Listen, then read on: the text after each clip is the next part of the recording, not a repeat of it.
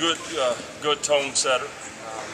Nothing but defense for the first hour and 45. We'll come back and try to clean up some offensive things this afternoon. But both their intensity and focus was good. How's Stephon Green? I'm not sure. He hasn't done anything for quite some time. But I was pleased with a couple of guys today that thought really stepped up and had good tone setting practices.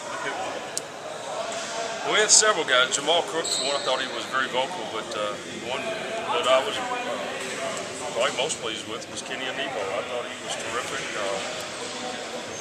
He got through the whole practice with no problems. Looked like he was ready to go. What do you want to try to accomplish here in the first couple of weeks? I think, again, how hard we're going to work. Across the lines, it's a business. We're going to work. And, don't come in half-stepping and think you're going to coast through a practice, because it's not going to happen. And,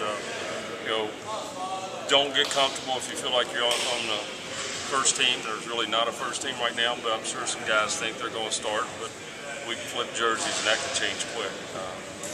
We're going to do things the right way, and we're going to do it the right way all the time. For the new guys, how's the integration going so far? It's been great. Alex has probably grasped things a little quicker than I anticipated. He's a little farther along than I thought he would be at this point. The way the game tomorrow should be in the starting lineup. What about Brandon Harris? Been terrific. We're playing him at a couple of different positions. He's playing him on the ball, at the point, and also a little bit off the ball. So, his learning curve has been good.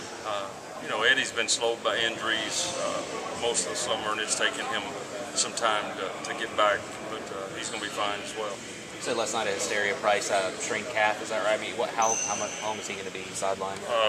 Hopefully he'll be back Monday. Just didn't want to take a chance with this first couple of days. He did have some swelling, so it just wasn't worth it. What's chemistry like on this team? I know it takes a little while to get the new guys integrated, but how do you feel it is so far?